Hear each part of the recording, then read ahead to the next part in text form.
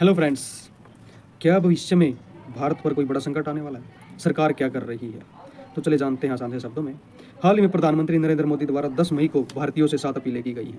तो इस पर मैं एक डिटेल्ड वीडियो लेके आऊँगा। 1 साल तक सोना चांदी कम खरीदें, पेट्रोल डीजल का कम उपयोग करें, वर्क फ्रॉम होम करें, फर्टिलाइजर की जगह नेचुरल फार्मिंग को प्राथमिकता दें और विदेशी यात्रा कम करें। तो हाल ही में प्रधानमंत्री द्वारा ये अपीलें की गई हैं। तो 27 फरवरी को जब यूएस ईरान युद्ध शुरू हुआ था, उस समय सरकार कह रही थी कि सब कुछ ठीक है, लेकिन 2.5 महीने बाद पीएम भारतीयों से ये अपीलें कर रहे हैं। इस पर वित्त मंत्रालय का भी स्टेटमेंट आया है कि हम ऑयल के घाटे को और सहन नहीं कर सकते हैं। तो रिपोर्ट के मुताबिक पिछले 3 माहों में ऑयल कंपनियों को लगभग 1 लाख करोड़ का घाटा हुआ है।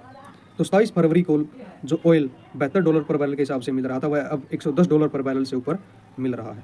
तो हर रोज़ ऑयल कंपनियों को लगभग ₹16 पर लीटर से ज़्यादा का घाटा हो रहा है। भविष्य में अगर ₹17 पर लीटर के पेट्रोल डीजल के प्राइस बढ़ते हैं तो आम जीवन पर उसका असर पड़ना लाजमी है, क्योंकि इसको हम जानने के लिए देखते हैं कि बहुत से देशों में ऑयल के प्राइस बढ़े हैं। जैसे पाकिस्तान में 45%, यूएस में 42%, चाइना में 31%। जब इन बड़े देशों में भाव बढ़े हैं तो भारत में भी भाव बढ़ने लाजमी है।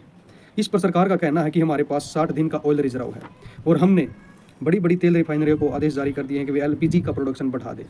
नंबर 2 पर हम डिस्कस करेंगे कि हाल ही में सरकार ने सोना और चांदी के इंपोर्ट पर ड्यूटी 6% से बढ़ाकर 15% कर दी है। इससे भारत में सोना कम आएगा और भारत में खरीदार भी कम होंगे और आम जनता को ज़्यादा भाव देखने को मिलेंगे। इससे महंगाई भी बढ़ सकती है। महंगाई बढ़ने से आम जनता पर असर पड़ सकता है। वहीं मार्च में थोक महंगाई 3.8% थी, जबकि आज यह 8.3% है, जबकि खुदरा महंगाई 3.4% पर बनी हुई है। अगर भविष्य में 17 रुपये पर लीटर तेल के भाव बढ़ते हैं तो उससे आपका मंथली बजट बिगड़ेगा और आपके जीवन में आपको असर देखने को मिलेगा।